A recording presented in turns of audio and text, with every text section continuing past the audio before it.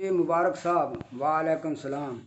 मैं बता रहा इसा कि उत्थे पानी की बड़ी किल्लत सी ते पानी बड़ी मुश्किल नाल लभदा सी ते क्योंकि उन्होंने कुएं नूं तकसीम कर लिया कि शूदर जड़े ने मेघवाड़ कोहली भील ये दिने भरन दे ते रात नूं राजपूत ठक्कर भरनगे। और दिने तो पानी लभदा नहीं सी ते मैंने इरादा किया कि मैं रात नूं जावां, अद्धी रात जावांगा ते उत्थों रात नूं पानी लैके आवांगा। लेकिन वो इलाका ऐसा कि सप्प भी बहुत ज़्यादा ते फिर पहाड़ां दे विच ਉਹ मतलब ऐसी कुआं ते ਉਹ ਜਿਹੜੀ जगह तो लंघ के जाना सी ना ਉਹ ऐसी जगह भी आई कि जिथे मुर्दे सड़ते सन ते अकल्ले बंदे वास्ते मतलब खौफ वाली बात होंदी सी। मैंने इस तरह किया, जुराबां पाइयां गर्मी के मौसम विच ते अपनी बाल्टी लई, टारच लई ते एक डंडा लिया ते दिल अपना घड़ा लिया ते लैके टुर पिया। खैर जो मैं कुएं के उत्ते गया तो मतलब अगे ना बैठे हो ठक्कर, मैं अस्सलाम वालेकुम कहा। खैर उन्होंने वालेकुम तो कोई ना कहा। उन्हें आखे केड़ो, कौन है तू? मैं आखे मैं डॉक्टर हाँ। पानी भरवे आया? हाँ पानी भरन आया मैं। हाँ पानी भरने आया। यानी ठीक है।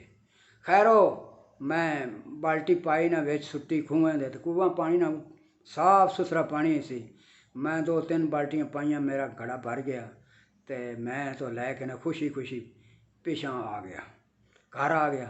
मैंने सोचा भी यह अच्छी गल है, चलो रात नूं है ना, नाले कुछ मैनूं दिलेरी भी हो गई कि उत्थे अकल्ला नहीं, उत्थे कुछ बंदे बैठे होंदे ने ते कुछ घबराहट जी ना घट हो गई भी दूजे जान इत्थों रात नूं ही पानी लै आवां करां अद्धी रातीं। दूसरे दिन जदों मैं उत्थे गया तो अगे फिर वो बैठे हुए सन। मैं अस्सलाम वालेकुम, उन्हें केड़ो, कौन है तू? मैं आखे डॉक्टर। पानी भरवे आया? पानी भरन आया मैं। आखा हाँ पानी भरना। खैर वो पानी फिर मैं भर लिया तो जाती बारी मैं टुरिया ने तो कहते ने रोज़ाना ही आ जावे, पर रोज़ाना ही पानी लैन आ जाता है। खैर तीसरे दिन फिर मैं गया, मैनू फिर शक पै गया भी इन्होंने मैनू रोकना है भी तू ना इथों पानी ना लै।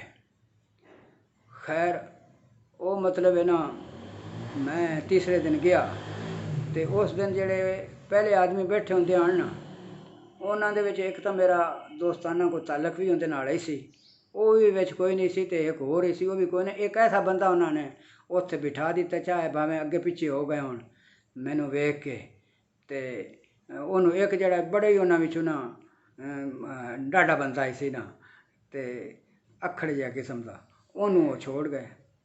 खैर मैं गया, सलाम केड़ो? मैं डॉक्टर ने। मैं नहीं पानी भरने देवेगा। क्यों नहीं भरने देवेगा? जने तुसी इस तरह किया करो, कोहली जड़े ना जेड़े उन्हां नाल तुसी पानी भरिया करो, क्योंकि वो जेड़े कोहली ते भील वगैरह जड़े ने वो ही साढ़े करीब आउंदे सन ते वो इस्लाम कबूल करते सन। ते क्योंकि थानू पता है जितन तक किसी ना अखलाक ना प्यार ना मुहब्बत ना पैदा करे पेश ना आवे तो कोई नेड़े भी नहीं आता। इस वजह तो ना असी साडा चाहे दिल ना सी भी करदा ना तो असी उन्हां दे घरों चाह वगैरह पी लेंदे सन, अगर कोई खाना पेश करते हैं तो खा लेंदे सन। साढ़े कोल आंदे जांदे सन तो असी अपने बर्तनों में ना उन्होंने खिला पिला लेंदे हैं, ताकि ये ना समझण कि साढ़े को नफरत करते हैं। जे किसी को नफरत करी तो कौन नेड़े आंदा? प्यार मुहब्बत करते ही सन, इलाज मुआलजा करना तो बड़ा कुछ करना तो तां वो साढ़े को आंदे जांदे, साड़ी बात सुनते सन तो तां ही वो मतलब अहमदी होंदे सन। उन्हें कहा भाई तुम उन्होंने खा पी लेंदे हो तो क्योंकि वो इलाका ऐसा कि ठाकर कौम जी है ना तो हर एक नूं नीच समझदी है, ना वो मेघवड़ा के बर्तन खाते ना कोहलियां दे ना भीलों के ना, यानी वो अपने आप को उच्चा समझते हैं। उन्होंने बर्तन अपने अपने ना वखरे होंगे ने, उन्होंने जिथे कोई ठक्कर जाए। मुसलमानों के भी अलहदा होंगे ने, मुसलमानों वो पानी भी दे छड़ते हैं, घी भी दे छड़ते हैं, आटा भी दे छड़ते हैं। वो पित्तल के बर्तन होंगे ने जिन्हों के दे देंगे। मुसलमान जोड़े अपना अपना खाना पकाते हैं, आप ही लेंदे हिंदुओं को ने, लेकिन पका के ना तो वो इस तरह गुजारा कर लेंगे।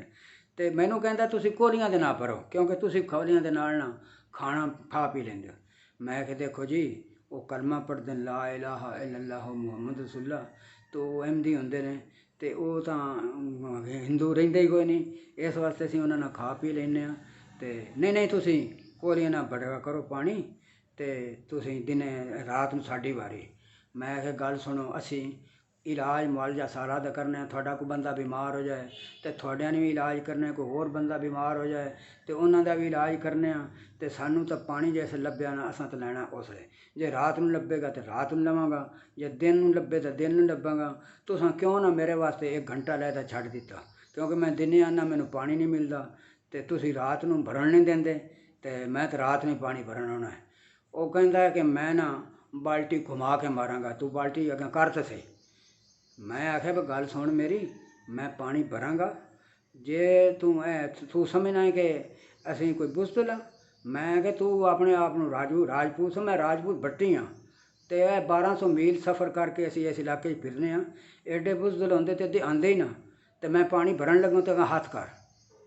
खैर वो जनाब मैं बाल्टी पाई, चुप कर गया, मैं पानी भर के ना तो अपना लै आया।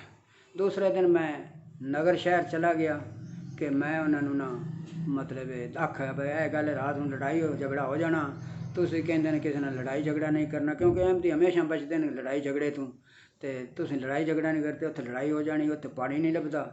खैर वो मैनू उन्होंने एक होर सेंटर सी जिते पानी हुंदा सी, उस सेंटर का आदमी जिहड़ा ना छुट्टी चला गया सी, मैनू उन्हें उत्थे भेज दिता।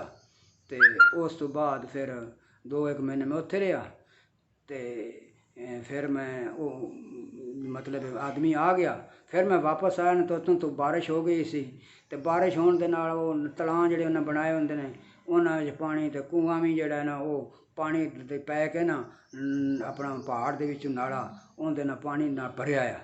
वो फिर दूसरे लोग तो जिहड़े ना वो तलाइयां तो भरदे आन तलाइयां, तो मैं जिहड़ा ना कल्ला कुएं तो पानी भरदा रहा। खैर अगों मेरा उत्थों तबादला हो गया किसी होर सेंटर दे विच जिथे पानी वगैरह लभ सकता है सी। बहरहाल हर एक सेंटर दे विच बड़ियां मुश्किलात आन, पानी दूरों दूरों लिया के सिर ते आउणा, तो इलाज मुआलजे करने, खाने आप पकाने, उन्होंने नाल खवाने, इलाज मुआलजा बड़े थोड़े जे पैसे लैके उन्होंने असीं करदे है, तो फिर ही वो साडे करीब आंदे हाँ। तो बहुत ज़्यादा मुश्किल, सप्प जिहड़ा उत्थे इतना बेशुमार आ कि मैं उत्थे जितने 7 साल रहा तो 7 सालों में ना 35-36 सप्प मैं मारे ने। तो ये जिहड़ा मेरा सेंटर है इहदे विच भी मैं तुहानूं दस्सिया पहले मैं जांदे ही वो सप्प जिहड़ा है कि चौड़े दे विच ही सी मारिया। एक दिन ऐसा होया कि खुदा ताला बड़ी साड़ी हिफाजत भी करदा ही सी कि सानू ना मैं अल्लाह ताला जिवें इल्हामन कोई दस दिंदा ना भी सप्प है, इस तरह भी सानू पता भी लग जाता है सी, क्योंकि वो इलाका ऐसा है कि रात नूं मतलब असीं मंजियां दे उत्ते नमाज़ां भी पढ़ने आ, तो पेशाब करन जाना, टारच लैके जाना, हेठां मार इदे 4 चफेरे, कोल डंडा भी रखिया होना कि मतलब सप्प छप्प होवे ना तैनूं मार लवे। तो इस तरह एक दिन का वाकया है कि मैं सुबह सुबह उठ्या तो मैं नमाज पढ़ा, तो जी मेरा मुसल्ला ही सी ना वो अंदर पिया ही सी, वो मैं लैन लगा ना तो मेरे दिल में ख्याल आया ऐसा ना हो कि बेचन तो सप्प ही ना कोई बैठा हो। खैर मैं एक पासों सप मसले नूं फड़ के ना बाहर कढ़ के झटकिया ना तो विच सप्प बैठा है, मैं उन्होंने मार दिता। खैर फिर मैं मतलब है ना अपना आटा शट्टा गूंदिया, रोटी पकाने लग पिया, तो एक जड़ा ना हिंदू वो आ गया जी मेरी बीवी बीमार है तो तुसीं मेरे नाल चलो।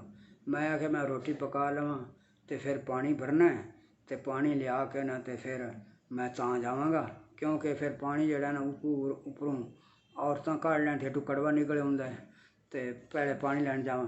खैर उसने कहा कि मैं भी थोड़े नाल जाना। खैर उसने मैं एक घड़ा उस फड़ लिया, एक घड़ा जड़ा मैं ले लिया, अगे गए ना तो वो जंगली किक्कर जड़े पहाड़ी किक्कर ने ये उत्थे